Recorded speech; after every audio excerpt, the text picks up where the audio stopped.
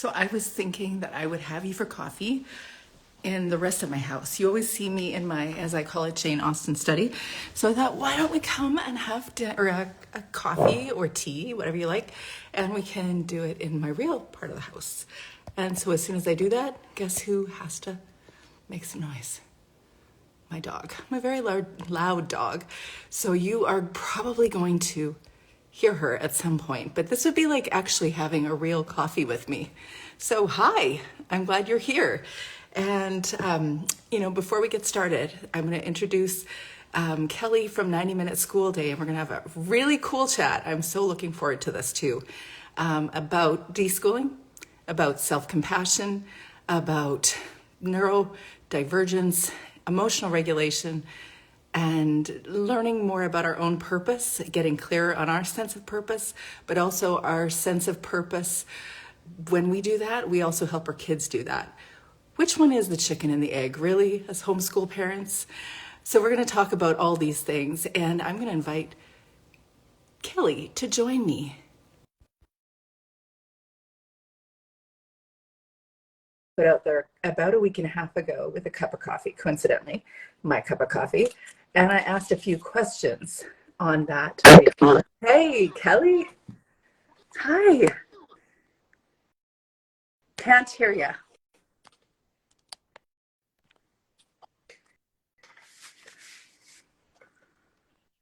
Still can't hear you.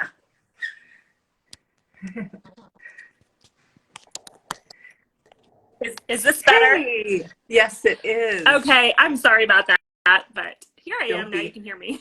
Yeah, don't be. So what I'm trying to do is kind of like harness my inner hostess, because the reality is I have had so many homeschool get-togethers in my real home and have just had a coffee chat around the table or wherever, and I seem to never do that in real time or on Instagram. So welcome, first time. Thank you. I'm so excited to be here with you. I'm enjoying all of your content recently about deschooling, and I'm looking forward to this chat. Awesome. So, we have a lot of similarities. I don't know where to start. I've got so many ideas. When we're talking about, or you and I were talking behind the scenes about this Instagram reel about deschooling, and I had some questions that were related to our sense of purpose as homeschool parents, or as moms really outside of the homeschool role, and asking ourselves, what makes you feel alive? And are you doing the thing that you did when you were a child at this point in your life? Are you alive in your purpose today? And that sparked a few thoughts for you. It certainly was for me too, by the way. But I've found that this discussion of deschooling and its impact is way bigger than just deleting school subjects or deleting school concepts, but it's more about living into your purpose and all those things. So what do you think? Where should we start? Yeah, I think that's a great place to start. And I'm a big person on self-reflection as a form of self-care. And I know you are also, because it's kind of like when we've had that day, and we have them, right? I had one on Monday. Yeah. And when we have that day and we don't want to repeat that day, we want to learn from that day. We want to serve our families better. We want to serve ourselves better. It kind of goes back to reflection. But as moms or dads, when we're homeschooling, we need that time. And sometimes it's just about like making the time and making the priorities and realigning our priorities so that we can provide that for ourselves, so that we have more of a well to give from to our kids. And so for me, that those questions that you put on your reel like a week or so ago, I thought were really helpful to kind of dig into that. And when you asked in the reel, you asked 3 or 4 reflection questions. And one of them was, are you doing what you did as a child? And I think that's a powerful question, because it makes you think, like, what did I do as a child that I enjoyed, that I found fulfillment in? Is that something I still love? And am I making time for that anymore? And so for me, it was reading, being out in nature, being with animals. That was a big thing for me as a kid, and it still is. And I make time for that because I noticed, like, as soon as our dog passed, I was like, we need another dog. And that's not for everyone, but for me, dogs help me like regulate.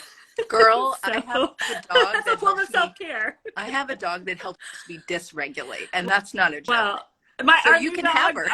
No, you and I've talked about this. Like, my new dog is like your dog, and I'm just like, here I am, like, looking for someone to help me regulate, and she is in a different way, because now I've got this extra personality that needs regulation. So it's just an invitation for me to like double down, right? Yeah, that's true. That's true. Yeah. And if anybody's interested in a great peer, this is just a side thought, but talk to me. I love her, but I would give her up for real. Okay. That'll be a discussion for another day. But so this concept of regulation, or emotionally regulating and deschooling, how do you connect them in your mind? Emotional regulation and deschooling. Like, okay. What would you say the connection is? We've had conversations behind the scenes, but yeah, for me, it's always relationship first when you're deschooling, and it's relationship with your kids. And then it's that kind of introspective relationship with yourself. Yeah. Like, why are you homeschooling? Are you still in touch with that reason, that why? Has your why changed? And kind of starting there, and then looking at the relationship you currently have with your children, and how do you feel about that? For me, like, I have been all the places, I feel like, in homeschooling. We've been homeschooling for 8 years, and my daughter went back to school for 5th grade, and so I have that too. So she was in kindergarten and 1st grade in public school, and then second, she's in 9th now, has all been homeschooled except that 5th grade year. And some of that was due to burnout that we just experience as homeschooling parents, and you're only as good as your tools and your skills that you have to help that regulation. And sometimes it's okay. There's no judgment. And in fact, if you're judging yourself, you need to stop. And if you're judging someone else, that's like obvious, right? We shouldn't be judging other people. And we all do. Like, it's not like I don't judge people, but I try to catch myself. Yeah. So I'm thinking two things at one time. I actually originally unintentionally double booked this time because I'm talking in my Facebook support group about how to be more you. And it all has to do with what you're speaking to in the beginning, that you actually have to spend time just with you. And I don't mean in the grocery store, because the grocery store does not count. Right. When you were 20 and grocery shopping, you didn't think that was fun. It's still not fun. Even if there's not little kids hanging off you, it's still not fun. But like literally anything, 15 minutes a week, if you could. And I know there's certain parts, like when people just have babies, or there's some really big thing going on in their life, it's not always possible then. But if you could just 15 minutes, just nurture the nurturer, as I say, but really if you could spend 15 minutes with yourself nurturing you, then it's like, it's just enabling the person behind the homeschool mom that can do this thing long term. And that person that's behind the homeschool mom isn't always going to homeschool. So one day in the future, excellent point. Unless you're going to be a grandma doing it, which I know those two. I'm not, but if you Teresa, never say never. My daughter did ask me if I would do it, and I'm like, well, I will for 3 weeks if we're going to the Bahamas and I'm looking after your kids. Yes. Okay, so I want to just switch gears for a moment, because you know, in real time, I have met a lot of moms who have, like, quite a few that have either done foster care or have adopted, and I truly feel like hats off to you for doing that. Also, whoa, so big. It's a lot. It's a lot. Like loving on a child who not always, but sometimes has some real challenging stuff in behind their stories. So as we all know, whether we have, if we have kids that came through our story or came through us directly, and that's not the way I want to say that. Anyways, people that we biologically or not biologically. Apparently that's the word. We'll just get scientific. Okay, so biologically they're yours. They're still challenging. Like they're all sorts of different kind of challenging. Some of them are easy. Few of them are. Anyways, 25%. It's always nice when you have an easy child, but they're not going to be easy the whole time. Like, there's no child that's easy the whole time. Oh, and some of them are definitely more challenging. So even if we don't come from a scenario where you have a foster care kiddo, or they're neurodivergent, or they've had trauma, or you're adopting them, they're still not all easy. But I honestly look at scenarios where people are adopting or fostering kids, and I'm like, wow. I don't even know what to say to that, but wow.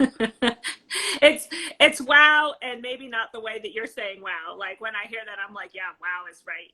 But that's parenting, and that's being in relationship with anyone. Like, it's never going to be smooth all the time. And, regardless of how we are parents, if we're parents biologically, or if we're fostering, or if we're adopting, or if we're parenting the children in our classroom, however we're doing it, you know, and when I say parenting children in a classroom, you know what I'm saying, like being a mentor, we really are invited and challenged to meet them where they are. Right. And our culture doesn't necessarily support that. Our culture and like some school systems are very much like, you need to do what I say when I say it because I'm the authority. Mm-hmm. And here, we can really kind of unpack that, but I don't think that's in the scope of our conversation today, because what we're talking about is deschooling. So understanding that when we're talking about deschooling, it's like undoing that mindset of, right, you need to do what I say because I said so. Yeah. And so that's just not what we're talking about today. We're talking about what else is there if that isn't working. So if the school system's working for your child, or however you're currently homeschooling is working for you, that's great. Right. If it's not, we need to talk about deschooling, because deschooling is looking for a different solution that strengthens connection. And that's my purpose for homeschooling, was because our oldest daughter, we knew we were adopting her out of the foster care system. She couldn't reunify with her biological family.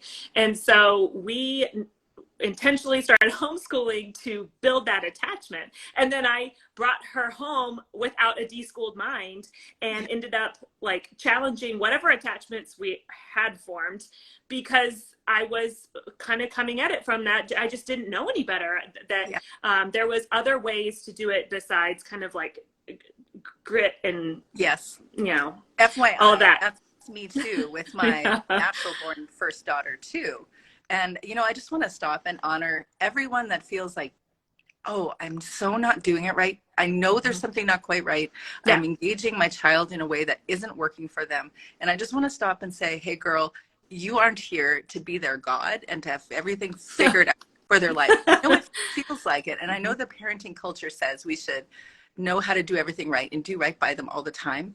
And I'm not saying that we shouldn't do that. I'm just saying, as humans, we haven't figured it all out. We don't have everything that we need to learn before we have kids. Some of us less so than others, if you can put it on a scale. But yeah, where it's on the job training, right? Yeah, like, so we're learning on the fly, and our oldest child is usually the one that teaches us so much. So yes. So yeah, I just my heart goes out to anybody who's sitting there frustrated with their children and their homeschool right now, because I've been there. I know you've been there. And that's why we're having this conversation, because you need to know why you started. Is your purpose still in alignment? And then you need to give yourself self-compassion to shift. Because if you are just going to try to grind down and force it out of your own willpower, I've tried it that way. It doesn't really work very well. No, for nobody, not you, and not your kids, nor you. No. Yeah, you know, that element of actually emotional regulation for me comes into a discussion with deschooling, partly because that sense of, I want to force it. It has to happen a certain way. I've always understood school or education or learning to be in a certain package. And so I have to make it happen so that I'm doing it good enough, that I'm not uncertain about what I'm doing, that I don't feel guilty that I'm not doing it perfectly. So I think it has to come in a certain pattern. And when I feel frustrated that my child isn't doing things the way that I want them to, or the kids are bickering again and I don't know what to do with the intensity that I feel right now. I'm premenstrual and the kids are fighting and they're, you know, like, you just paint the picture that day, because we all have those days. And so you have that day, and all you want to do is make everybody sit down and do the thing that you have told yourself is the right way to deal with it. Or to engage in education. But really what you need to do is turn toward yourself and say, what do you need right now? Like, I care about you, and what do you need right now? Right. Yes. That's what, you know, that's the first step, is kind of like checking in with yourself. And then I'm seeing in the chat here, different questions coming up on managing neurodivergence. So that's coming up. But yes. So yeah, it's like turning inwards for me, recognizing what neurodivergence is. And I know that we're going to talk about that, Teresa. So I'll just define it real quick, if you don't mind.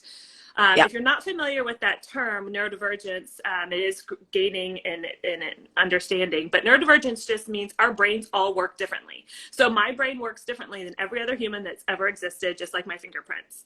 And all of us in, humanity, we're on a bell curve, as we know from other things. Like if you're a fast runner, if you're not a fast runner, there are some that are in that meat of the bell curve that are going to be like the fast runners, right? And then you've got the outliers, the ones that are like the super fast Olympic ones, and then people who are more challenged on running, and they're going to be over here.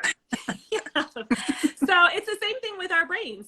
We're all different, and so neurodivergence is, when the people use that, it typically means you are in sort of the smaller parts of that bell curve. So you're either on the front or the back end. And there's a term called 2E, which is twice exceptional. And that's someone who's gifted and very bright, but they also may have some learning challenges. Yeah. And these are all kind of coming from like a medical model that's kind of more pathologized and looked at negatively, like we need to remediate these kids and these learners. And that's not the case. It's just the way they're wired. And so our school system is set up for a lot of logic, and these are a lot of left brain dominant strategies, and a lot of kids who are neurodivergent are right brained, and so they don't do well in a school system. And I all of my children are neurodiverse, and so that's something to think about. And then also there's different ways to become neurodiverse, because you can just have a genetic lineage in your DNA that you've got a propensity for ADHD or autism or one of these other neurodivergences, or it could be environmental. And when we're talking environmental, we're talking about anything and everything that impacts development, and trauma is one of those things that impacts the brain and how the brain gets wired. And so you can have PTSD or anxiety or depression, and that is going to impact how your brain operates. And so you become neurodiverse. Yes. In the sense of that term. Yes. Yeah. Okay. So the biggest, most powerful thing, at least as I saw it, to have a conversation with you right now and say, you're coming from an angle, and I'll let you speak as you feel comfortable, but you're coming from an angle where you're engaging a neurodiverse child with stories. I'll just say stories. And I'm coming from, as a homeschool mom, I'm coming from a childhood of stories. And for me, I'll define it and just matter-of-factly say trauma. It's child-based trauma for sure. And so I've come from that background and learning self-compassion.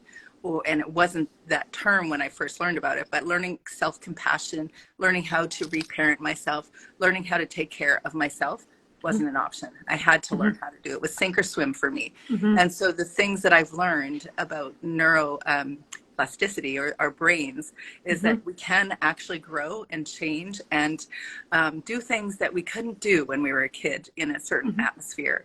Or the other thing is that you can actually deal with the stuff that's in here and get practical plan or training to change things here.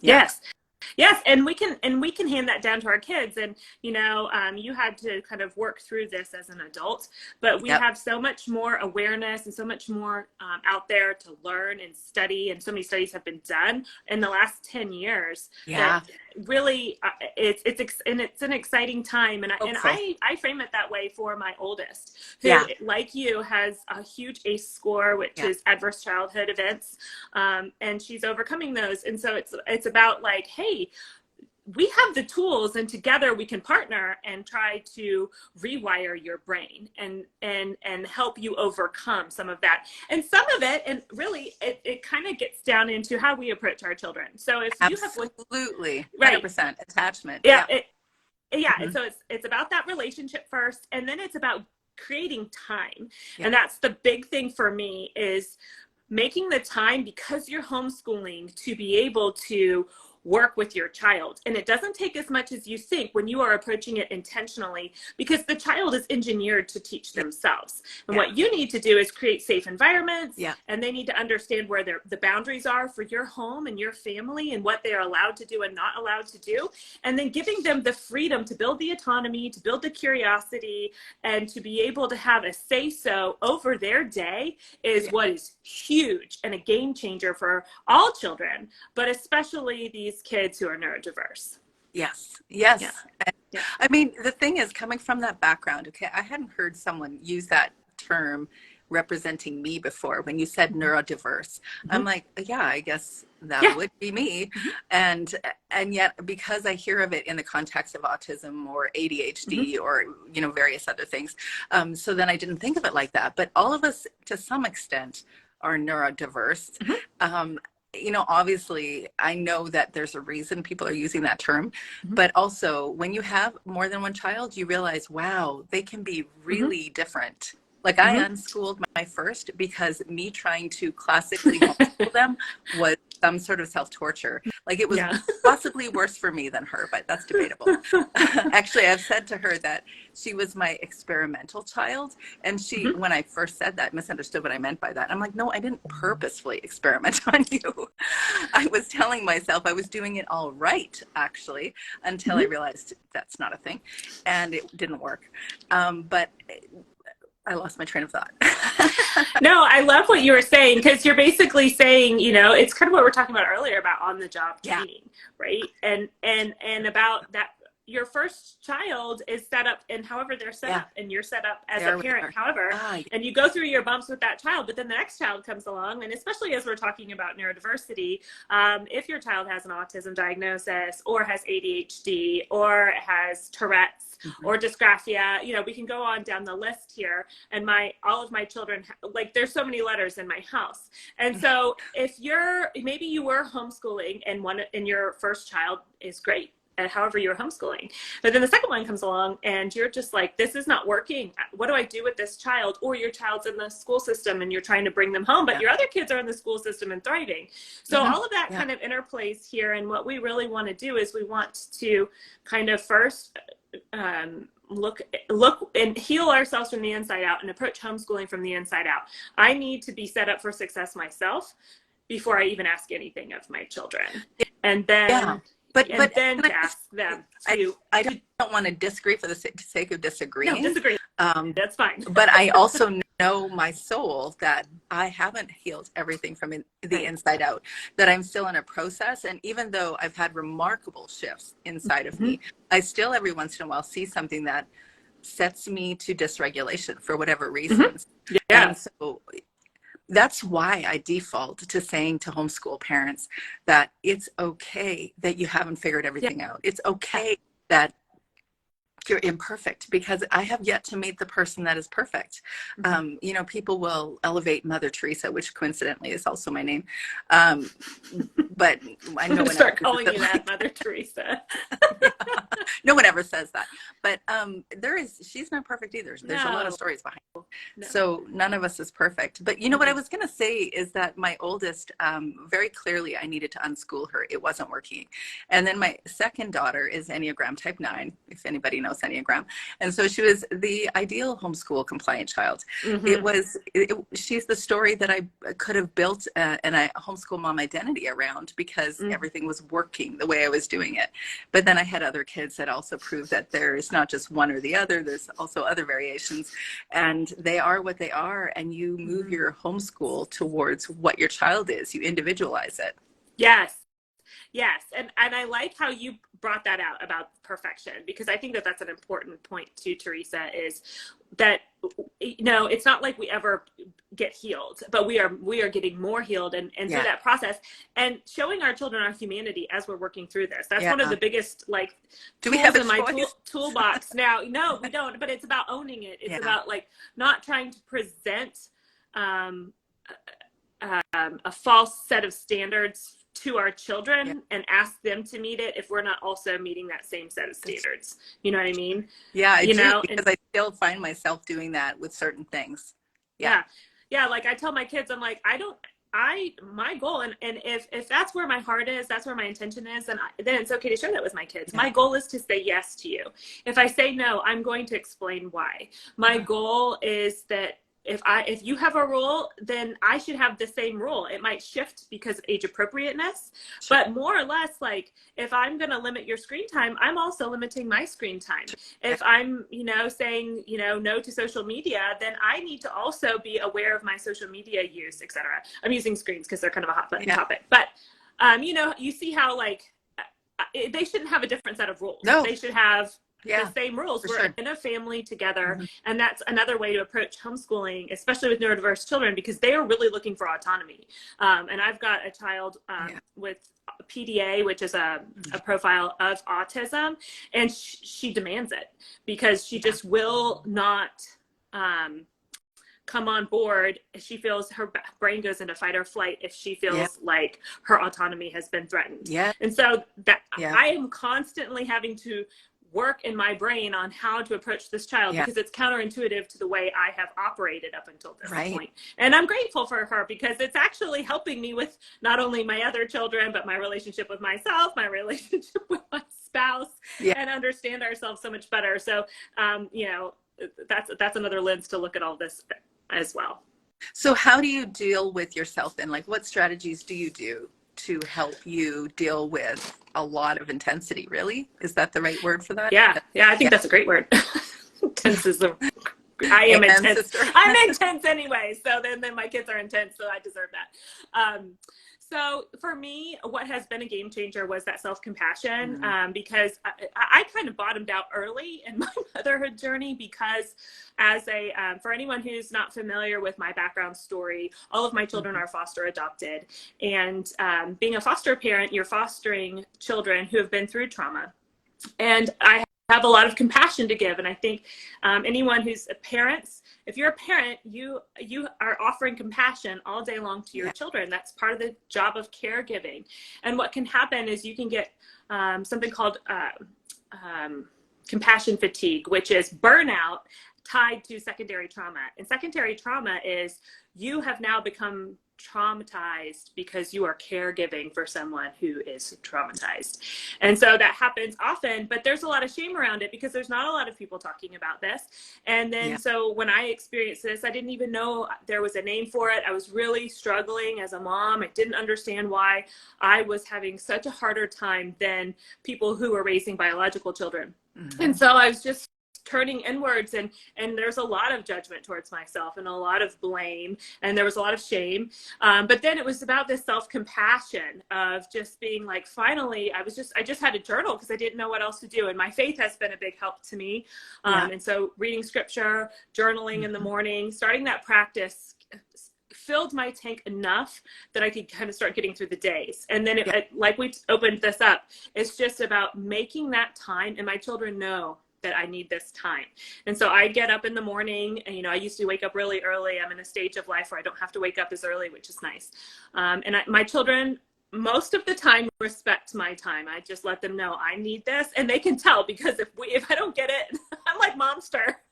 And I'll point it out. I'm like, okay, guys, I'm dysregulated. I'm going to take some time. I'm going to put it on a show for you. I'm going to kind of get my head in the game and have a little quiet time with myself. And then, you know, we're going to reapproach the day. And because I'm homeschooling, I'm able to manage my schedule and shift that around where I may not be able to have that bandwidth. Were I not at home, I work at home with my kids. So that was kind of a long answer. I'm sorry. Don't be sorry.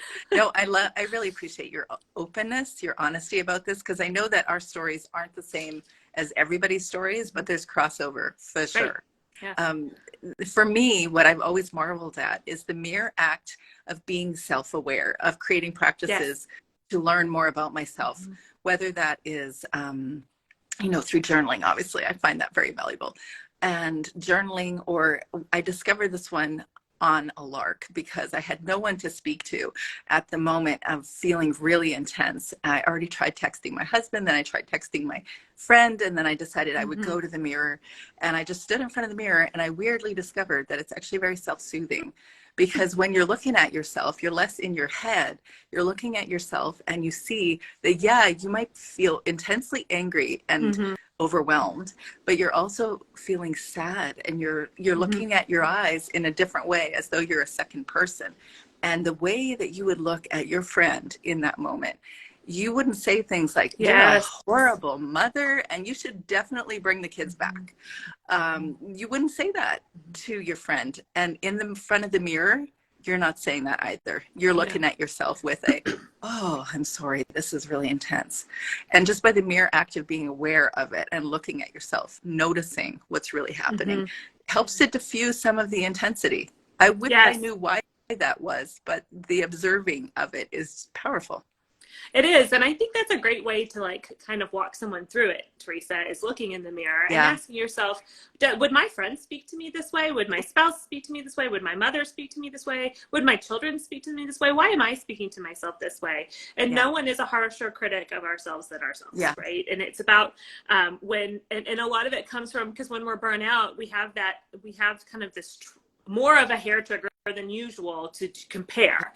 And it's that comparison, it really is a thief of joy, and it's rooted in fear. And we just have to catch ourselves when we start comparing and feeling less than someone else, that we're being overly critical and judgmental, and we need to extend compassion to ourselves by saying, like, you are worthy, you are working on this, you are doing the best you can, today is a hard day, and acknowledging that it's not supposed to be like we all have hard days, and that the person you're comparing to, if you called them up or texted them, be like, can you please validate the fact that like you have hard days too, and tell me about one you just had, they're going to do that to whatever extent that you're in communication with them, because we're all in it together. And I think that's another type of self-compassion that you can extend to yourself, is recognizing the kind of either or black and white thinking that can get really dangerous. And you just need to remember, like, we're all in this together. How can I come at this from a place of understanding this is part of being human, and not allowing myself to feel isolated and shamed, recognizing that, and taking the shame out. There's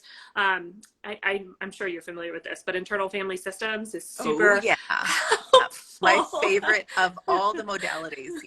And also a close second is nonviolent communication, but IFS. Yes. And behavior is communication. And that's super huge to recognize. I know that that's kind of like a little quote that people toss around, but children, especially nonverbal children and neurodiverse children, they operate off of behavior and PDA. Like I was talking about my PDA child, they operate off of energy. They're really, really, really sensitive to your energy. And so if you're like smiling and everything on the outside, but on the inside, you've got a thunderstorm going on, they pick up on that and they're going to have a strong reaction. And so it's also homeschooling. You need to know the temperature in your home.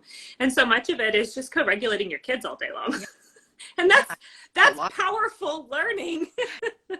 It is. There are many mirrors, and that's the part of homeschooling or parenting that I had no idea. Because of the scenario that I had as a kid, or really until I was almost 30 is when I finally let that go. But at that point, 34 even, but at that point I had no idea about all of these different things. And I was just kind of in what I call the trance of reactivity. And trying to shelter myself and feeling inside of myself, like, how do I protect myself? How do I keep myself from being hurt? Or, which of course, okay, I might be going off on a tangent, but I think a few people have heard me say that my website name is Capturing the Charmed Life. And I chose it during those years, in the early years of me coming into myself and discovering who I am. And I really just wanted the perfect life, because it was so painful until that point. And I still, to this day, experience pain very intensely. But I have plans for it, and I've created a whole construct around how to deal with it. But I created that name for that website because of the exact reason. I wanted that charmed life, discovered that that's not a real thing, but that I need to actually create practices to address all the things that are going on inside of here. And as I did that, I not only, I'd say, reparented, but I not only reparented, got more regulation or self-emotional regulation. I'm losing my train of thought. I'm going to stop. I think that's what I love about your story, is like how real you are, Teresa. And we get lost in it because you're sharing something that's so painful and vulnerable. Do you know what, that you're girlfriend, that is actually, I feel very vulnerable, but that's my reality right now, is that I am going into, I don't remember what they call it, but where I go into a fight or flight inside of me as I'm sharing a certain element of it. So it's still there. You dissociate. And you kind dissociating, exactly. I mean, can you imagine a homeschool parent dissociating? Yes, because that was my story, and I know many other people's stories. You know what? I lost my train of thought. I'm going to look back at this. And then, you want me to pick this up? Yeah, do that for you. I'll put my thoughts in the comment section after. So it's very interesting that I just did it. it'll probably come back to you. I Yeah. mean, sometimes, and that's what stress does to us, right? Is like whenever, we're tired, and it can be good stress too. It could be excitement, that's stress. Or too much coffee. Too much coffee gets your adrenal system going. And it's just kind of To the tapping water. into and being aware of like where our bodies are and where we are in our bodies, and recognizing good stress or bad stress. It's kind of like an alerting that happens in our nervous system, and it can throw things offline. And so we have to understand that and do that work for ourselves so that we can recognize what's going on in our children, because so much of what society perceives as bad behavior is not really intentional on part of the child or us, but then the child internalizes this messaging from society that they're not a good reader, you're not good at math, you're a disruptive kid, you're disrespectful. And so that's the language they have for that feeling that they're feeling inside, when in fact it's dysregulation. And they have a neurodivergence where they have ADHD and their body cannot sit still, or they have autism and they're not able to express themselves. For such a long time, people thought autistics were not compassionate or empathetic, and they are deeply compassionate and deeply empathetic. And so to seek understanding, to put yourselves in someone else's shoes, to give yourself that compassion so you can extend it to someone else, is so much about what like living life on this earth is. And to do homeschooling successfully, it's not so much about the academics. If you can be regulated yourself, not even a little bit, almost. No, and your kids are regulated, the learning just happens. And you can look back over a day, and this is one of my favorite things to do with my coaching clients, is they're like, I'm not doing enough, this is what we're doing, and we haven't even gotten to school. And I'm like, whoa, what you just told me, let me tell it back to you and show you all of the learning and all of the experiences, and that you have given your child a day that they have packed in so much more learning than they would have packed in dysregulated in a classroom of 30 other kids with a teacher who's doing his or her best with a system that's failing them. So actually yesterday when I had posted the life skills, all the life skills that I could remember in a 5-minute time period for my 4 kids who are now 14 to 22, but I put that up there. I'm in a life skills leadership summit right now, and talking about different things that we need to teach our kids or engage our kids in. But the number one thing that probably because of where my story comes from, but I believe emotional regulation, the most important thing, and also the most challenging to learn. Because I mean, first of all, that assumes that you have a parent that knows how to do that for themselves. And I hear repeatedly that I hear from the culture, parenting culture, we should be emotionally regulating with our kids, but we don't know how to do it. So we don't know how to do it. How are we enabling our kids to do it? Yes. And then we're in the throes of mothering or fathering, parenting, with lots of young children, and we typically get burnout, right? And it's kind of like and you're like, okay, Teresa, okay, Kelly, I'm on board. I don't know anything about this, or I don't know enough where I feel equipped to be able to extend myself this self-compassion, to be able to regulate myself, and much less extend this to my children. Where do I even start? And I don't have the time to read, because I've got, I'm nursing a baby. I've got an ADHD kid. I've got another kid I'm hauling to therapy and back, and one that's in school. Like, help. And that's really where I think your work and, my work offers people a lot, because it's able to fast pass you. We've pre-digested the material because of our own stories, and we're extending it to others, right? And it's this form of community, and so much of what you offer is so beautiful and free, and what I offer is beautiful and free. And that's really where we come together, nurturing the nurturer, or coaching the homeschool parent for me is helping. And that's what we're here for. And that's what community is for. And that's what our friends are for. And that's what local homeschool community is for. I need to find it and find one that like speaks this back to you and is not shooting you or making you feel shame. That's not the right community. No. And actually, I identify that sometimes when we are in community with people and we're trying to deal with something, or we're trying to talk through something that's going on, some friends make things more challenging for our conversation or our processing of whatever it is and deciding what we're going to do with it. It makes it worse, because sometimes they want to get angry with us, or they want to complain with us. And just focusing on the thing that isn't working isn't useful. And even when we do a focus on prayer and we're praying, sometimes we can pray anxiously And it's not that we shouldn't pray all the prayers, but we're focused on being anxious before God, if that's a practice that we do. And then we're feeling anxious before God, and we're focusing on the anxiety instead of the being still and noticing, okay, who's in charge of this all, or what's the underlying purpose behind this all, rather than focusing on the anxiety. So I think sometimes it's valuable for us to be objective and find someone to help us with reflective listening. And, you know, even if we've had the stories, because we clearly both have stories around all of this, and so much so that I have literally written books on this. They're memoirs, and I haven't published them. But I know that we might have stories, but when I'm listening with someone else, or I'm engaging someone else, my goal is actually to help them get clear on what they need to do next, or how they need to frame it or see it. Yes. Yeah. Yes, I think that's just, you need to publish memoirs. I want to read them. And I think it's so helpful to do that reflection, and to have someone, if it's new to you, to have someone to help you through that reflection. Yeah. It's great. I was noticing a lot of questions in the chat, so I didn't know if you wanted to kind of get through these. There's a lot of interest on PDA. So let's see. Hold on. I'm scrolling all the way up to start at the beginning. I'm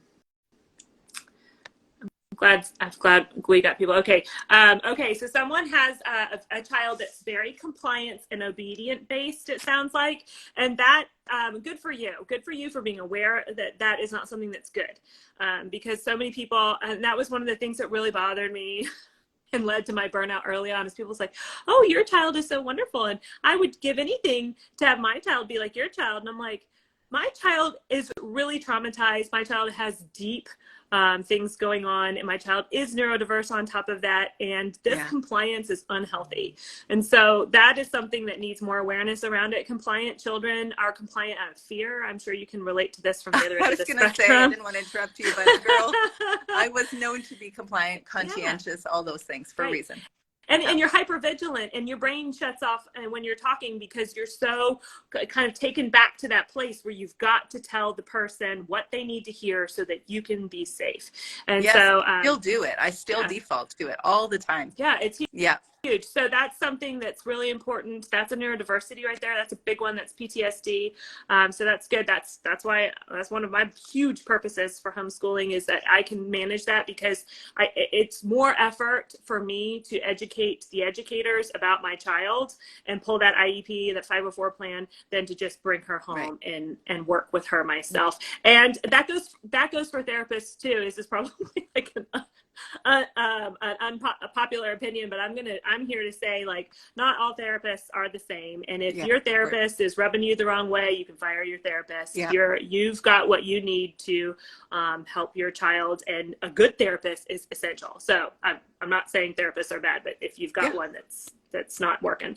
Okay, let's see. Do you have experience, tips, or resources for unschooling neurodivergent kids? I sure do.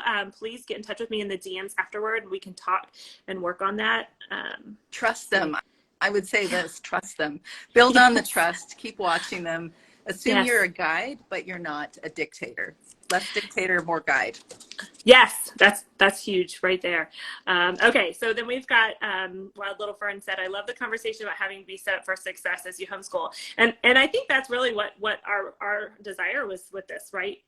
Is to kind of talk about deschooling, talk about the deschooling, and self-care isn't bubble baths and you take a 3-week vacation from school and then you go back to it. It's different. It's deeper work. Okay. So then I see a question saying, yes, I'm with you. I need all the reparenting, and I'm so thankful for myself and my kids that there is literal hope for growth. Oh, I love that. Absolutely. That's beautiful. And, you know, even by the mere act of what you're doing, I know that it must be a lot, Kelly, but I see what you're doing, and I know I'm not a fly on the wall or the ant on the wall or whatever, that I don't always know every moment, but what you're doing is huge. And it's hard for me not to project myself into your home and just say, girl, to have someone walk alongside your kids, even imperfectly, because we're all doing it imperfectly, but when they know that someone is with us and loving us and listening to us, huge. It's huge. Yeah, it's huge, Teresa. And that whole word with, you know, I know, you know, I'm doing like an email, a free email coaching thing this month that's just about with, and it's my personal study. It's because I need that. And thank you for giving me those words from your childhood. I need that because, you know, I don't get those words from my children all the time or ever sometimes. But it's, you know, that's part of parenting, right? Is we can want those things, we can expect those things, we can need those things for ourselves, but we can't be dependent on our children to provide those things. We have to find a way to provide that for ourselves with self-compassion and something that's like above us, right? Girlfriend, that is actually one of the hardest things, is to recognize that your needs aren't your child's needs, and that we, you know, whether you have had a certain kind of background or not, you still want to connect in with your kids in such a way that it feels like you're addressing everything that they need, you're addressing your needs, you really want them to meet your needs. It's so instinctive.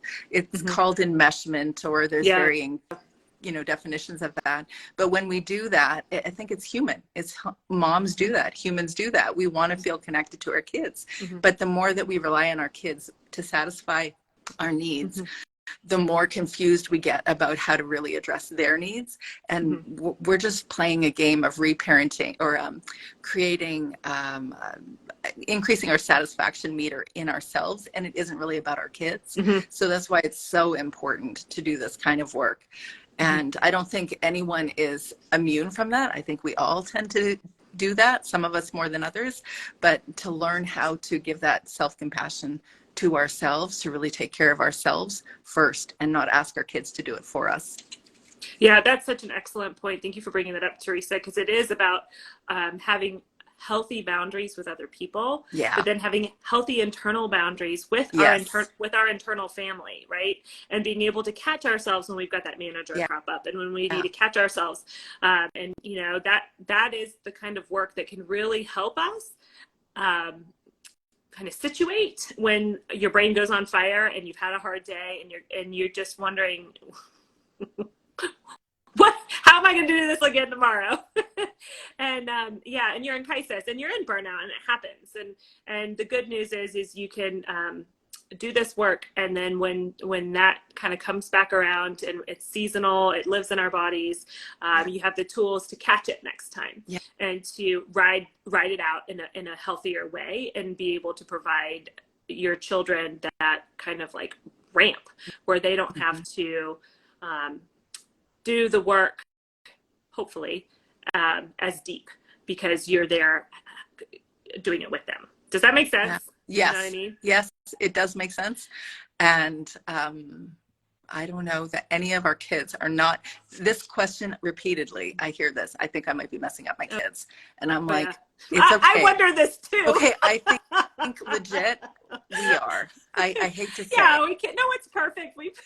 I think we are. I'll just call it like it is. How could we not? We haven't got it all figured out, none of us. And so we are in some way, and that never was the point, was for us to do the perfect thing by our child and to be, you know, creating this perfect product of a child. That was never the point. They're growing, we're growing. When we sign up for it, we agree to the growth. That's when things shift, and they'll shift for us and they'll shift for our kids. And that's where the hope is. Yeah. That is great. I think that's so great. Do you mind if I cover these questions on PDA? I kind of consolidated them. Okay, so PDA, I'm just going to start with terms because I think that's helpful for those in the audience who have never heard of this before. So PDA stands for, the term is pathological demand avoidance. And it sounds horrible. And it's very difficult. It's not something that's easy to live with if you are the PDAer yourself, or if you're parenting the PDAer. So pathological demand avoidance is a profile of autism. That's where they've kind of stuck it. It's kind of a newer awareness of this being a diagnosis, and what it is it's like a nervous system disability. And so the child who has PDA, or the adult, there are grown adults, and there are several of them online who are just really great resources because they have greater self-awareness because they're an adult, that they can give better language to this than the children. But PDAers like to talk about it being a pervasive demand for autonomy. And that I appreciate that as a better frame for that. And what that is this child, whenever they perceive a demand, goes into fight or flight. And so they are not working with their thinking brain. They're not even in their emotional brain. They're in fight or flight. And so they're in survival mode. So at that point, they can get really violent. They can get, they're in a meltdown. They're not in a tantrum. It's not something that they're willfully doing. It is their safety has been threatened, and it's not something that they have control over. So what you need to do is you need to start recognizing patterns. And for me, my husband and I do a lot of just noticing things. We write them down, we take notes, we have conversations, because you're just constantly learning. And for our little PDA right now, she's having she's on a 6-week stint, and we're on 6 weeks in Florida. So we're like, is it the Florida, or is it just developmental anyways, or what is it? And so you're constantly trying to break things down and see what's happening. But the big thing here is because it's demand avoidance, you want to start using declarative language, I would say, is a first step. So start looking into what declarative language is. And declarative language is being able to speak to your child without putting a demand on them. So if I say, put your shoes on, that's a demand.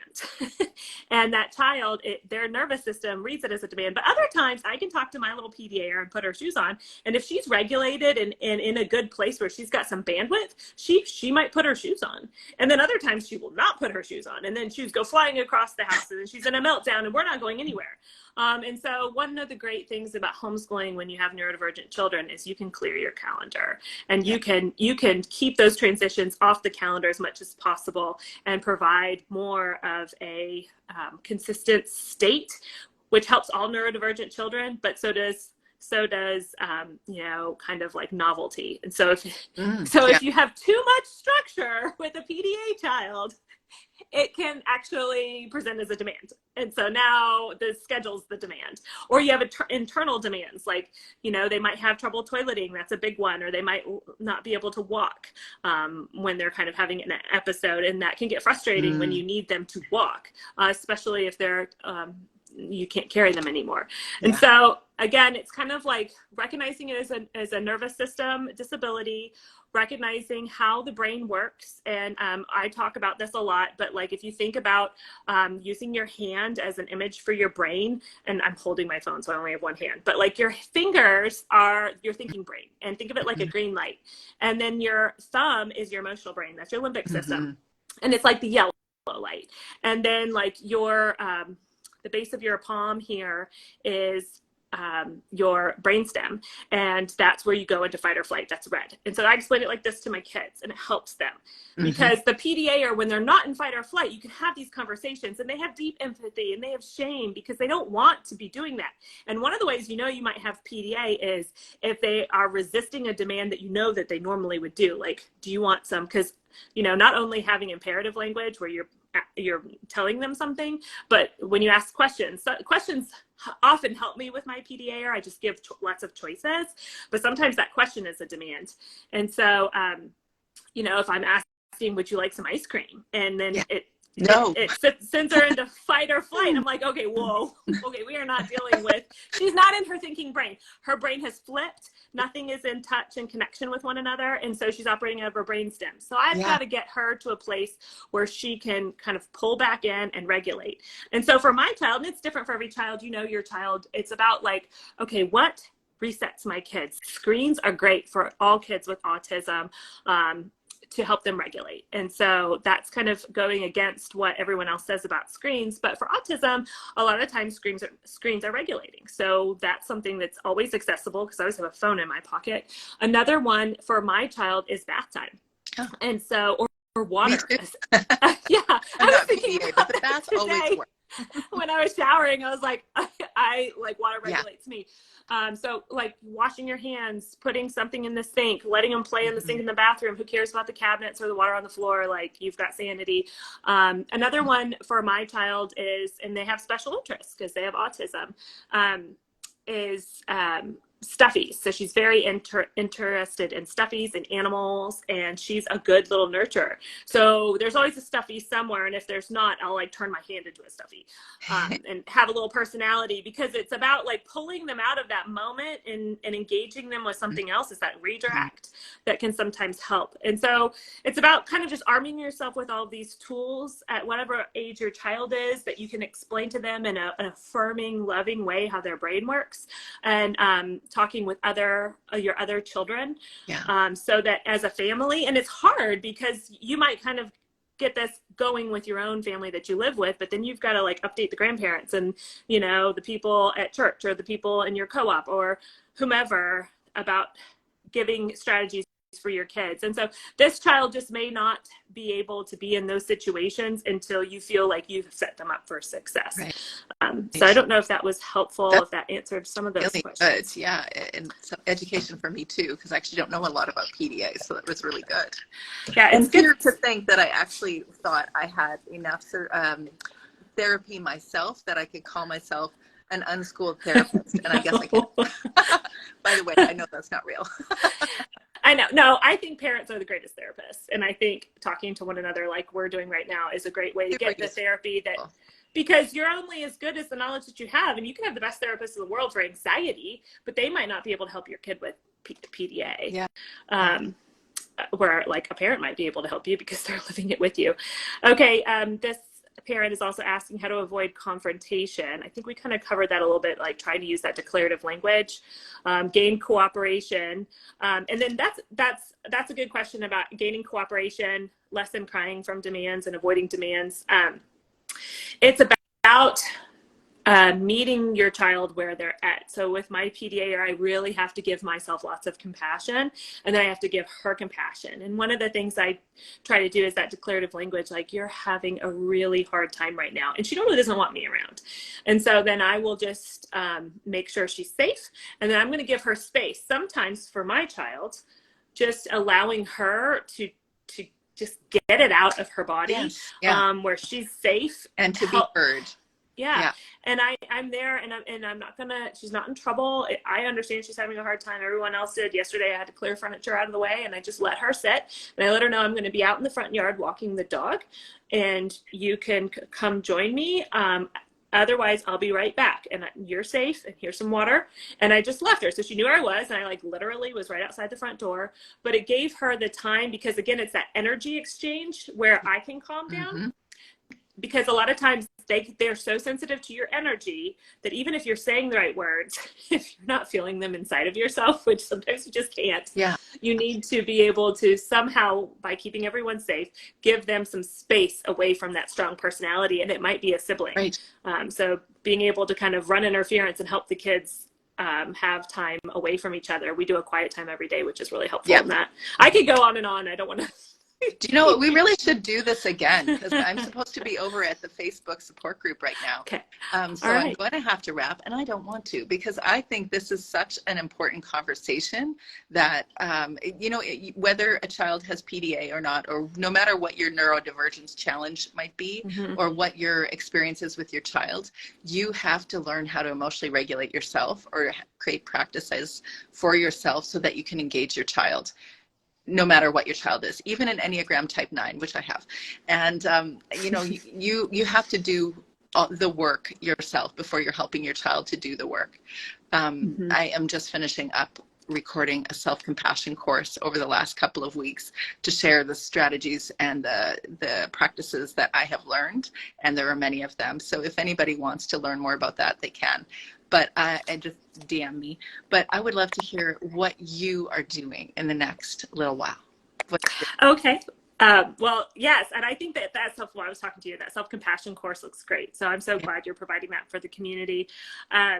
I'm having like that little email course. I've just got a few more days of it, but it links to the whole month. If that's something that would help you in that inner work, you can sign up for that. It's in my bio. But the big thing that's coming up for me next, thanks for asking, is I am hosting a summit on March 24th called the How to Be an Awesome Homeschooler Summit with Robin Robertson. And this is our third year. Robin Robertson is the host of the podcast, Honey, I'm Homeschooling the Kids. And she and I just really want to, like you, Teresa, provide community for homeschooling parents. Yeah. And we have some really great speakers. So our keynotes are going to be, our theme is purpose, persist, and play. And Leah Bowden of Modern Miss Mason is speaking for purpose. Yeah. And then Julie Bogart is speaking to persist.